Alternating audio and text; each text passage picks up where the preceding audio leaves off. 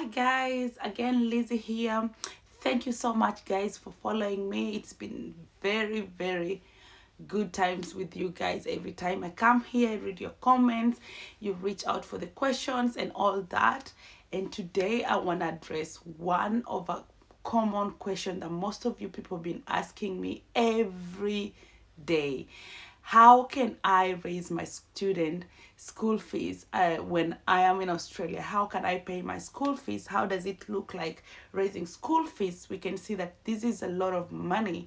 And Lizzie, you've mentioned that people are paying their school fees while, as an international student, how did you raise your school fees? And I thought, yes, this is something that we can actually talk about.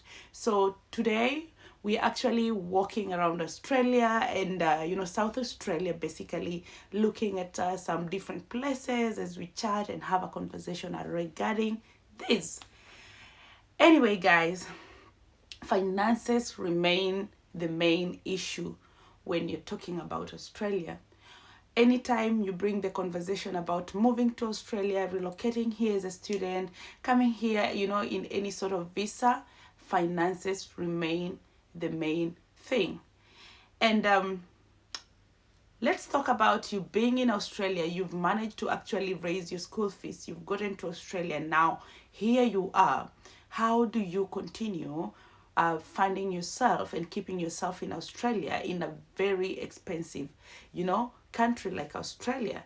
So one of the things that, guys, I would like you to know is as an international student, you have no options unless you honestly come from a very rich family, or you have a very good support in terms of finances. But other than that, you actually don't have any option than just to work very hard. What this means is, as an international student in Australia, you are expected to have more than one job, sometimes even three, sometimes even four. Sometimes all these sort of jobs that you have are all different. You could be doing maybe cleaning jobs, you could be maybe working as an Uber driver, you could be maybe working as a caregiver, you could be doing anything that you think about, like any sort of job. At a go. So let's say today you are working as an Uber driver and tomorrow you're working as a caregiver, or maybe today you have two shifts and you have to alternate in all these sort of like different field. And that is what it looks like being a student here, because you really need to work very hard and raise the school fees. Anyway, I will go straight to one of the main side hustle, or a hustle that will honestly help you to pay your school fees in Australia without struggling so much. You know what? I know whenever we bring this sort of conversation again, some of the people will be like, I don't think, Lizzie, this is something that I'm looking for when I'm moving to a developed country like Australia. I need one of the, this kind of job and not this. But actually, the caregiver jobs in Australia, they pay very well. I'm talking about working as a caregiver in a disability section, maybe in a aged care facility, maybe as a child care, provider, or just anything that entails about caring. That, to be honest, it pays a lot of money. The government in Australia have put a lot of a lot of money on this sort of field to create more employment. And in turn, this is actually, I feel like it's the main job in Australia that an international student could do and finance or maybe pay for their bills and education. So let's start here, guys. In Australia, bills are crucial. It's immense. It's too much. We pay rents here weekly. So every week you're charged, you need to pay rent. You need to pay your electricity, you need to pay your gas, you need to pay your water bills, you need to pay Wi-Fi, you need to pay for registration of a car. And again, mentioning a car, it is not about luxury. Having a car is a basic need in Australia, especially as an international student. You need to maneuver around, you need to move from job one to job B, you need to go to school, you need to come home, you need to sleep sometimes during the day. And the buses here, they actually operate at intervals, at specific times. So you cannot just expect to catch a bus at your own convenient time. So that becomes again another big issue. Sometimes you will need to wait for an hour or maybe 30 minutes, or maybe, like anything that works at intervals will never be convenient to you. So you must own a car when you are in Australia. And you need to pay for registration for you to continue, using this car. You need to fuel the car, you need to service the car, and so on.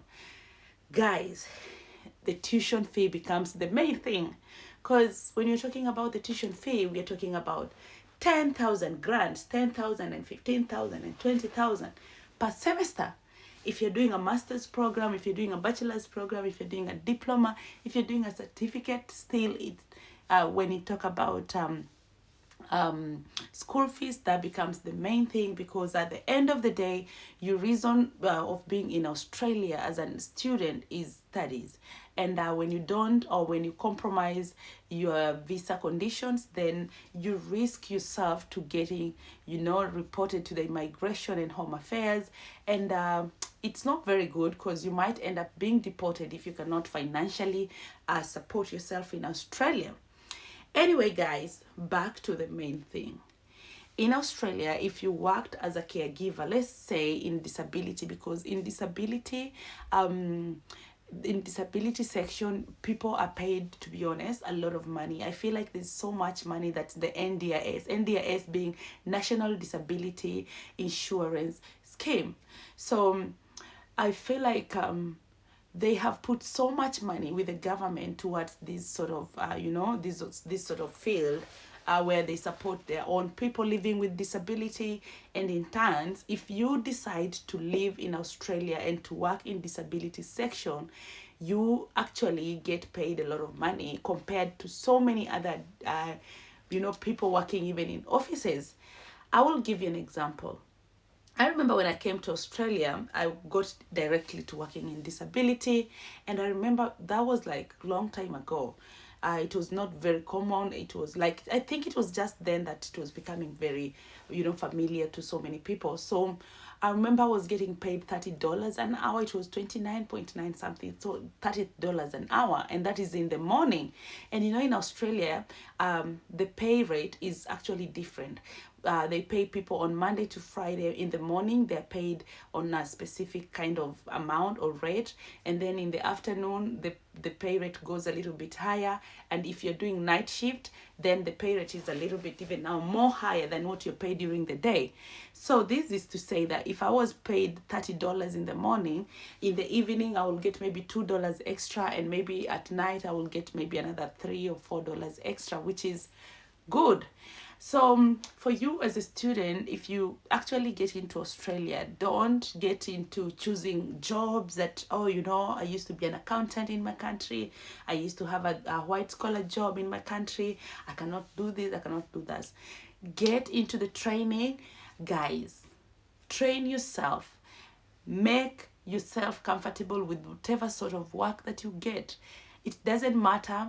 At the end of it all, what matters is you can pay your bills, you support yourself in Australia, and you're chasing your career and you're chasing your papers at the end of the day. Anyway, guys, with disability, if you get into this sort of field, on Saturday, the price or the rate goes a little bit now even more higher than what you're paid during the night on weekdays. That says if you are paid maybe $35 at night from Monday to Friday, then on Saturday you can get something like $55 an hour. And maybe on Sunday, maybe you can get maybe something like $65 an hour to $70 or $80 an hour. It all depends with the experience, definitely with the trainings. How long have you been into the field of working or supporting people with disability? How much trainings do you actually have? Because there's so many different trainings that you actually can continue, becoming familiar with and training. And at the end of it, it is helping you to grow in this field. Guys, it is very easy if you come to Australia today and you get into this sort of, field comfortably. You'll get 2 jobs, 3 jobs, and you start paying school fees. At this point, as we're talking, there's no any limitation of the hours. Students, international students, are allowed to work full time. Students are allowed to work above what they used to work, which was 20 hours a week previously. So, guys, I think this is one of the things that you guys can actually look into and start doing those trainings for work ready. So, guys, again, if maybe you're still there and you haven't started doing your driving school, this is something that I would advise you to look into it, because in Australia it's so hard to even get or secure an employment opportunity if you cannot drive or you don't have a car. So, and again, it's very expensive to pay for driving school here. You cannot actually afford to pay for the driving school in Australia if you come from a very struggling family that struggles with finances and sort of things.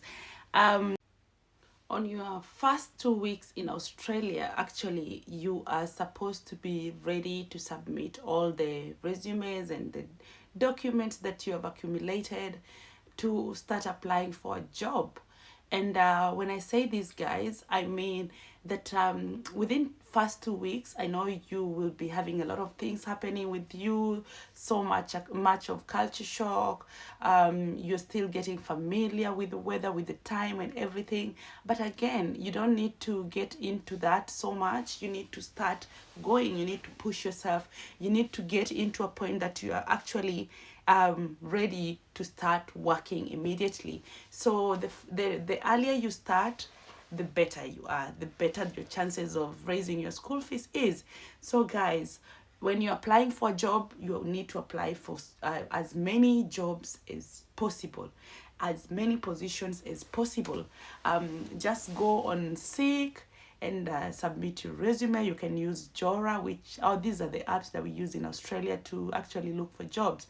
So, guys, immediately you submit, you can start following up with the phone calls. Be very confident. Again, guys, immediately you get a job here, which sometimes happen very fast. You need to prioritize your needs. Stop sending money back at home. That is one thing that really messes most of the people here immediately they arrive in Australia. Stop that. Can you please raise the money, go to work very hard, raise the money, buy the first, your car, pay your bill, and start saving for your school fees.